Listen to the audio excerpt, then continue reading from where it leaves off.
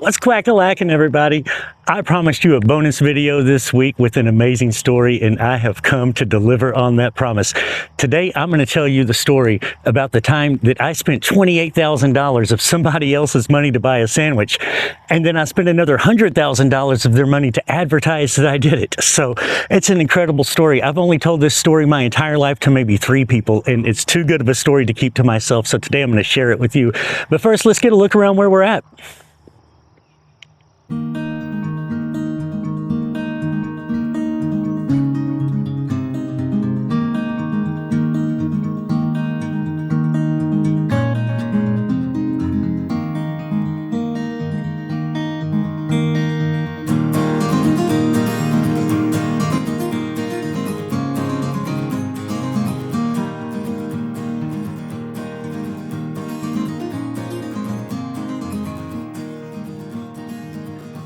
So today we are just outside of Sioux Falls at Arrowhead Park. It is largely a nature reserve. There's not much in this park except for this barn and a duck pond. Later towards the end of summer, it's a really good place to watch the sunset. Everything just lines up beautifully. I don't know a lot about this barn except that it really is from 1888. I'm not sure who built it or what was here before, but it is a legitimate historic barn. This portion here on the left was added on sometime later. They use it for tractors and things to maintain this property, but the rest of the structure was original from 1888. There is even the original horse hitching post right in front of the barn. But this place is largely grassland and prairie. It's a really beautiful spot to spend some time outdoors, and I figured it would be a good place to do a little bit of a walk and talk video and tell you a story from the past. So before I tell you about the sandwich, I kind of have to go back a little bit earlier and give you some background information so that you can fully appreciate the story. At an earlier point in my life, I had a different path that I was following. I was very heavily involved in the early days of the online gambling industry. My particular expertise was in the gambling mathematics and calculating probabilities and assisting with game design and algorithms. And so I had a position in a software development company that made these games. The company was based in Washington, D.C., and my particular role within the company, we wore many hats there. For a while, I served as project manager, but my specific title was as the director of business analysis. And essentially what that meant was that I was the expert in the industry, and I really was. That's what led me into that position in the first place, was just my depth and breadth of knowledge about the industry and who the major players in it were. So a lot of my time in that job was spent traveling. We always had a Monday morning staff meeting.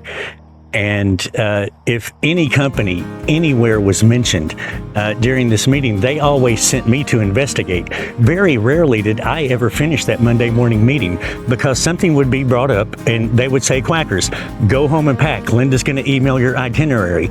And by the time I got home and packed, I already had an email with my flight information, hotel information, et cetera, et cetera.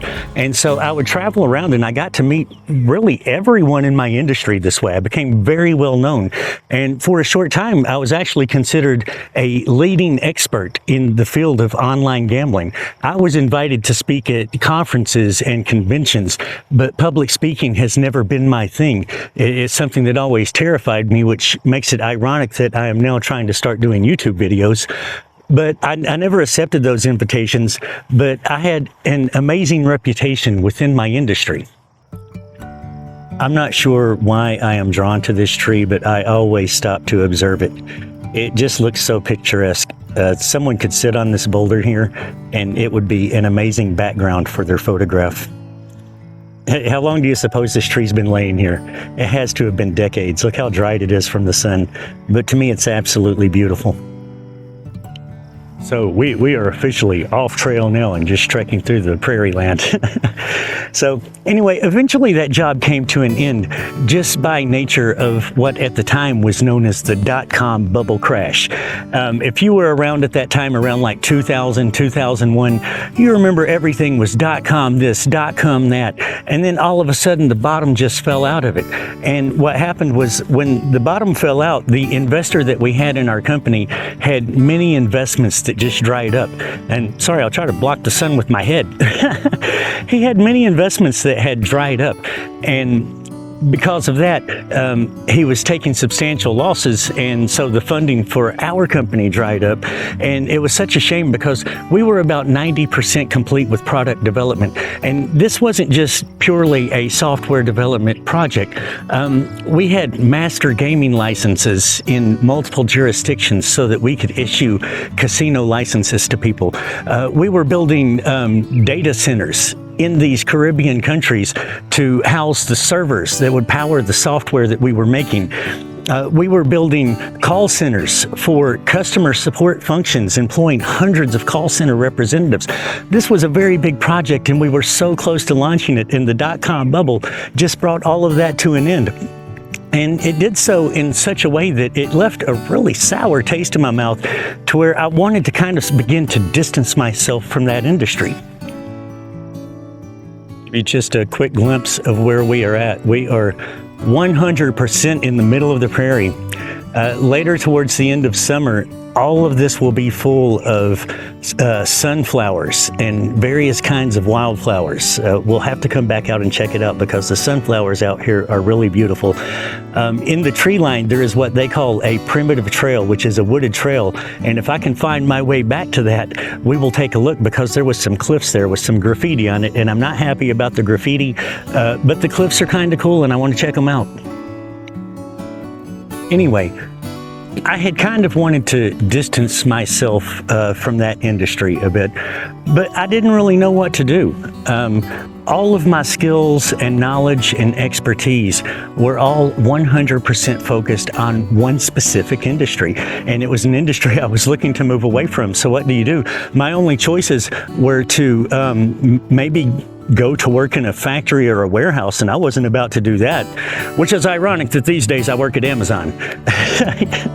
But those were my choices, and I wasn't going to do that. So what I settled on was I was just going to move away from the development side, move away from the technology side. I was never involved in the operations side, but I did get to know many operators through my other functions, and I knew everyone in the industry. So I settled on doing more marketing related functions.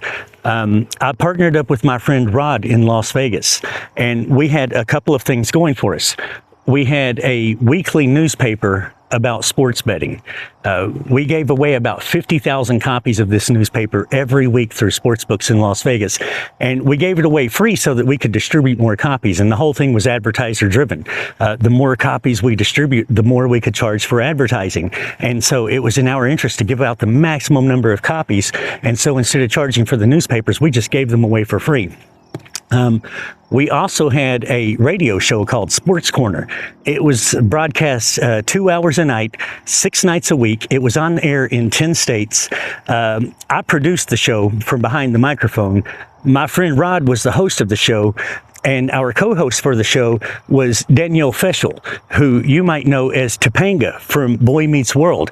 And I can tell you that led to some incredible call-in segments that were an absolute pain to manage, but it really made the show work. So we had all of these various things going with sports books down in Costa Rica, but still, even that was too closely tied for my taste. So I still wanted to distance myself further, and at that point in time, I knew everyone in the industry, so I thought, okay, I will do some consulting, because at that particular point in time, consultants were getting about $500 a day plus expenses. So they would pay for all the travel, pay for hotel, pay for meals, pay for whatever anything costs I incurred would be paid, and I would get $500 a day. So I decided to do some consulting.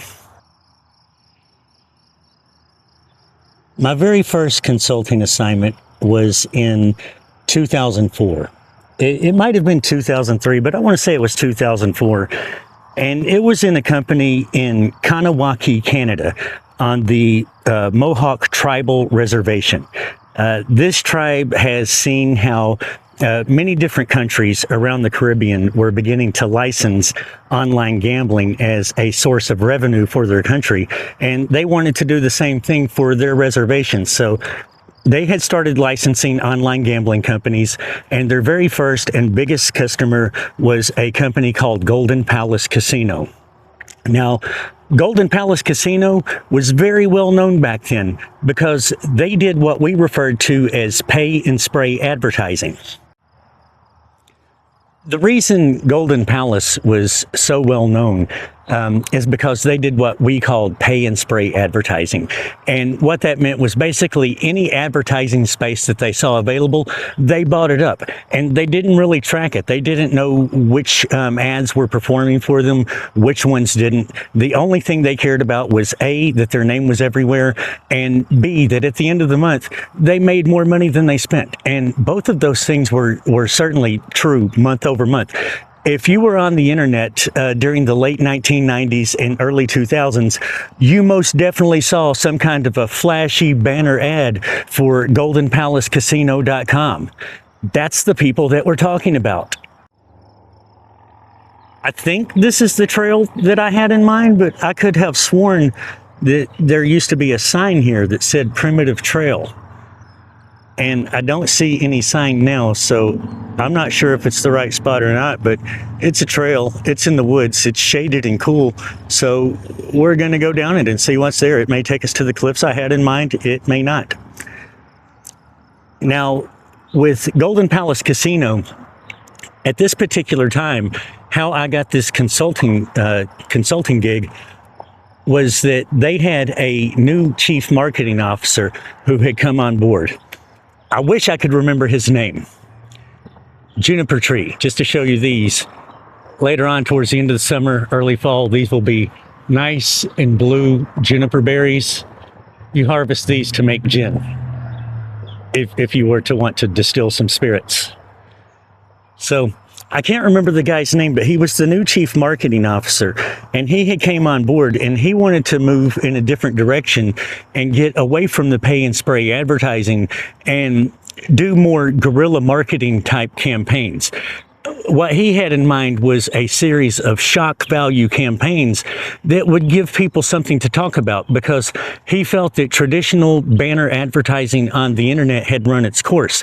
And what he wanted was some form of advertising that would get people talking with their friends and coworkers. And this trail looks incredibly steep, so who knows what we're in for here, but we're about to find out. At least there's like some, I'm not sure if it's natural stone steps or if someone put these here, but I'm glad they're here. I thought I better cut for a moment and focus on getting down this safely. This is a very interesting and unique tree. I have photographed this tree before, so this is definitely the right trail. We just accessed it at a different point. I normally come in further down that way, so we just came in a different spot. Definitely the same trail. So let's continue on with the story. I know you're anxious to hear about this sandwich, and I promise that we're getting to it. Now, this guy was wanting to move, duck below that, he was wanting to move away from the old school advertising and go more into guerrilla marketing. And I think I have an impassable obstacle ahead. Check it out. Check it out. We have a very steep, treacherous hill here with multiple trees laid across it. Multiple trees. And this is the correct spot. This tree that is snapped right here, I normally use that as a brace for myself going up and down this hill, and now the whole thing is gone and fallen down below with many other trees. We just had 2 days of storms before today, so this is recent damage, and I can't pass to show you the cliffs. So I'm going to try to make my way back up towards the duck pond. We're on our way there anyway, and I'm going to tell you about the sandwich now. We're finally getting to that part of it. Now, this guy was wanting to change tactics entirely, so he had brought in me and a few other people because he had heard that we were out-of-the-box thinkers. The sun is starting to get low in the sky. This really is a nice place for the sunset. I'm not sure how it lines up this time of year, but if you come out here at the end of August all the way through September, you're going to get beautiful sunsets. Anyway, we were tasked with coming up how to make this happen. And I was really struggling for the first couple of days. I was there for a week.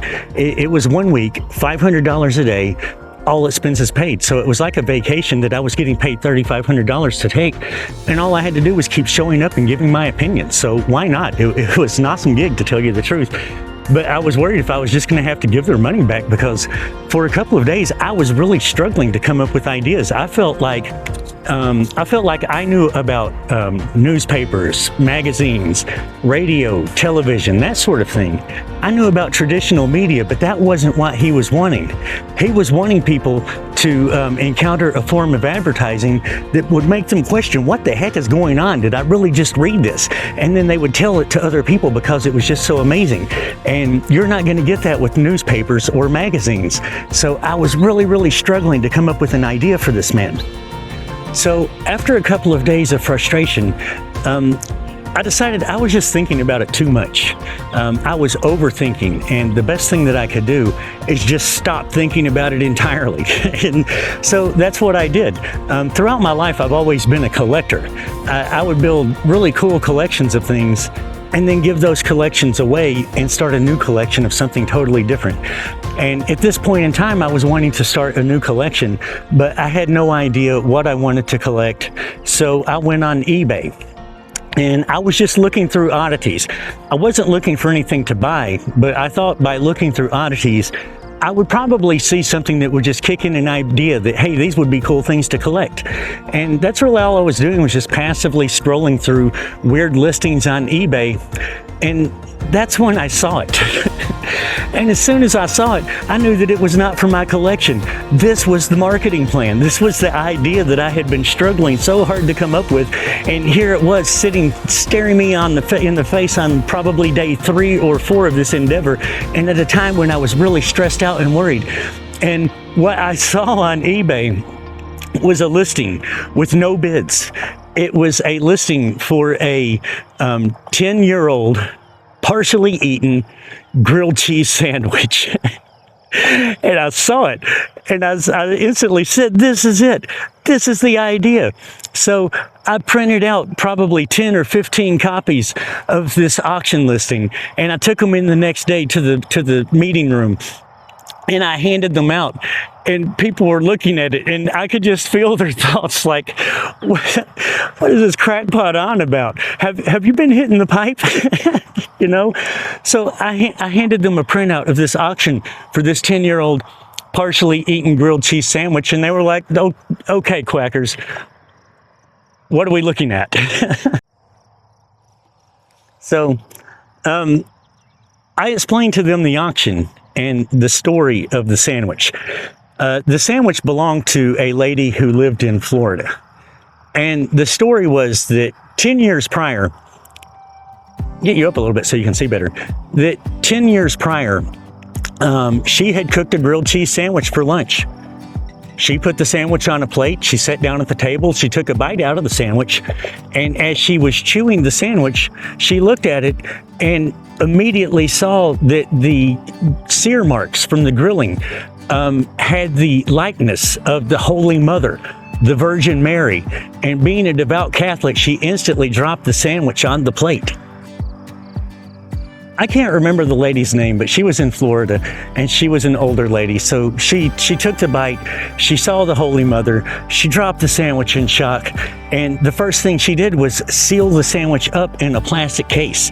And after 10 years, it hadn't molded at all. To her, this was a sign that it was a legitimate, authentic miracle.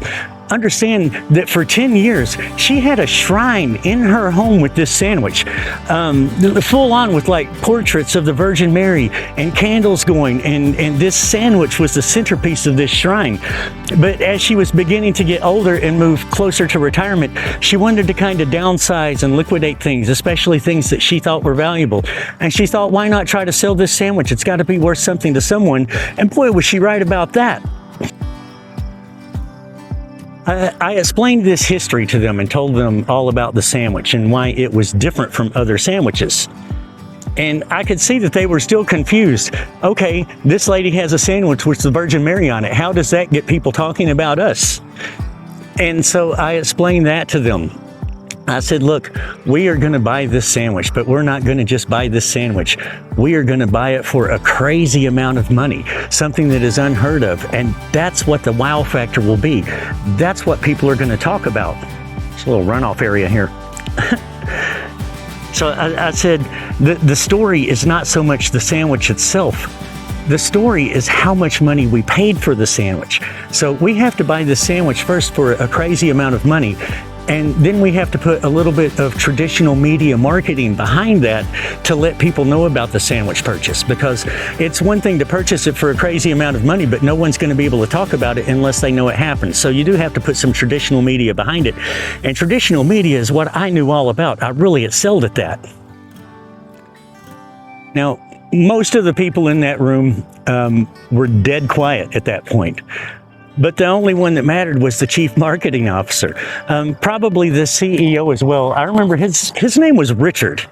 Richard, I feel like they called him Rick in the office though. And I can't remember if he was at this particular meeting or not. He usually was not that directly involved. He was doing more financial related things with the CFO. But this was like the CMO's gig, and he was definitely there, and his opinion was the only one that mattered. And he liked the idea. So he asked me, he said, well, you're talking about buying this sandwich for a crazy amount of money. What's a crazy amount of money? And I told him, I said, well, the sandwich is 10 years old. I think $1,000 a year sounds fair.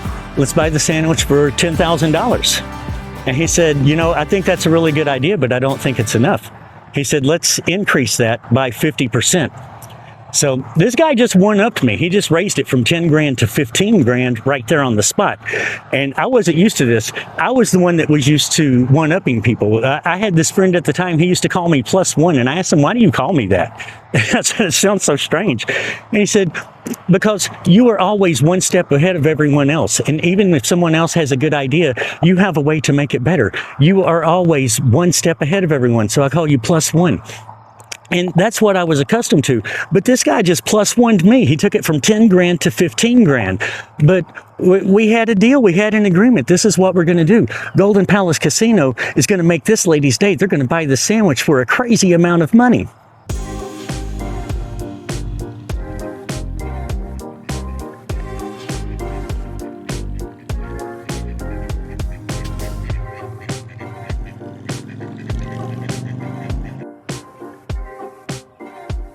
I would quickly give you a shot of the duck pond, which does have a few ducks, but not many at the moment. Later in the summer, this will be the best place in the area to look at the sunset. Anyway, back to the story. We got to work right away. We set up an official eBay account for goldenpalacecasino.com. I had my own personal account, and a few other people in the office joined in with their accounts. And we just started slowly and trying to appear to be naturally bidding against each other and running up the cost of this sandwich. And as we were doing this, periodically, Richard, the chief executive officer, would just decide that he wasn't happy with the price. He just kept increasing it. First, it went from my 10 to 15. Then from 15, it went to 20, then 22. Then let's make it an even 25. Then no, 25 is too much of a round number. The final price that we settled on was $28,000 by the time it was all said and done. Now, can you imagine what this must have been like for this lady? Because she didn't know that it was just a group of us in the office doing this all together. For all she knew, this was all just completely unrelated, independent people who were bidding thousands of dollars and then tens of thousands of dollars on this sandwich. It had to be one of the most exciting days of her life, and I hope it truly was, because on the side that I was on, it was a lot of fun to be part of that, and I wasn't the one getting the bids. So I'm sure it was a lot of fun for her. It was definitely a lot of fun for me. But then we had to move to the second second phase because, as I said, it's not enough to spend a crazy amount of money for the sandwich. People have to know that you did it. So we moved into the second phase, which was a public relations campaign. And a large part of this was simply press releases in which we told the story of the sandwich. We announced the purchase of the sandwich, and we included a photograph of both the sandwich and the lady who sold it. And at the time that I came up with the idea, I figured that like every gambling related magazine and website would pick this story up and run with it. But I had no idea how widespread this story was going to go. It was absolutely amazing. What happened next was no exaggeration. Every newspaper in the world picked up this story. And that is no lie. I mean, every newspaper in the world carried this story. Can you imagine the value of that amount of press coverage? You couldn't buy that type of press coverage for any amount of money. And they got it for the price of a $28,000 sandwich and a $100,000 PR campaign behind it. It was such a phenomenal success. Over the next 2 months, they took in more new players and more customer deposits than throughout the entire history of their company combined. And that was all due to the purchase of this sandwich. Here is another separate duck pond. The bluffs along these ponds are incredibly stunning and picturesque. I would have to imagine that this area was known for centuries before the settlers came. The indigenous people surely knew about this. Just look how majestic it is. So what happened next was I got one-upped again. This place just keeps one-upping me. And there's a lot of, so what happened next? Because it just keeps going. What happened next was they sent this sandwich on a world tour. No lie. They sent this sandwich on a world tour, and more than 1 million people came to see it. Not only did more than 1 million people come to see it, but more than 1 million people paid $10 to come and see it. And that was part of the genius, because the CEO had decided that even though this was purely about marketing and getting your name out there and talked about, he wanted to frame it as a thing for charity. So before it went on world tour, they went back to eBay and they set out on a buying spree of buying all kinds of other relics and artifacts. And they packaged all of these things together with the sandwich and sent it on a world tour. And more than 1 million people came to see this sandwich. It was so amazing. And in fact, what happened next behind that was that the world tour was so successful. And again, with the original purchase of the sandwich, every newspaper in the world carried that story, right? Then when they sent it on the world tour, maybe not every newspaper in the world carried that story, but most newspapers carried that story. And so they wanted to one-up it again. So they were going to ride this thing for all it was worth. And so after the world tour, the next thing they did was to organize the GoldenPalaceCasino.com Grilled Cheese Championship. And Joey Chestnut won it. The hot dog guy, the guy that eats all the hot dogs, he won the championship. He ate 47 grilled cheese sandwiches. I don't know how many you can eat. 2 is about my limit, but he ate 47 and got himself in the Guinness Book of World Records for Grilled Cheese Championship. And that's amazing, because it all started with this sandwich that I saw one night on eBay while trying to figure out what I want to collect next. It all came from that. And to this day, throughout my entire life, that is the single greatest thing I have done, both in terms of just creative magic and in terms of return on investment. For $128,000, I couldn't guess how many tens or hundreds of millions of dollars in revenue they generated. It was enough that they could afford to give the 10 million from the world tour away to charity. They didn't care about that, so it was certainly much more than that, and it all came from $128,000. That was my random idea. And it's always drove me crazy, because within the circles of that industry, that story is very well known, but no one knew it was me. I had non-disclosure agreements and all of this, and the only person that really knew, or people that knew, was a small handful of people that were in that conference room during the meetings nearly a quarter of a century ago. And I would imagine that most, if not all of those people, are very much like I am. They left that industry behind years ago and they don't ever even think about it. So it's so sad that I get no credit for it. GoldenPalaceCasino.com gets all the credit. So I guess we about wrapped that up just in time. We have come full circle. Ooh, sorry for the fast spin. We have come full circle right back to the 1888 barn where we started at. So, and I was able to deliver on my promise to tell you the story of the time that I spent $28,000 of someone else's money on a sandwich, and then I spent another $100,000 of their money to advertise the purchase of the sandwich. So, like I said, I've only told this story maybe 3 times in my entire life. 1, because I had non-disclosure agreement, but 2, because it's just an unbelievable story. Who's going to believe that, even from the sound of it? So this is the 4th time I've told it, the final time I'm ever going to tell it, and it was all for you. So I hope you enjoyed it. Wednesday, we're still going to follow up on the Terrace Park video. We're going to follow up and go to Lake Benton, Minnesota. I have no idea how far away it is, but I figure if Chief White Lodge could do it on horseback, I can certainly do it by car. So we're going to go to Lake Benton, Minnesota, and find out what this place looks like and see if we can get another piece of that puzzle.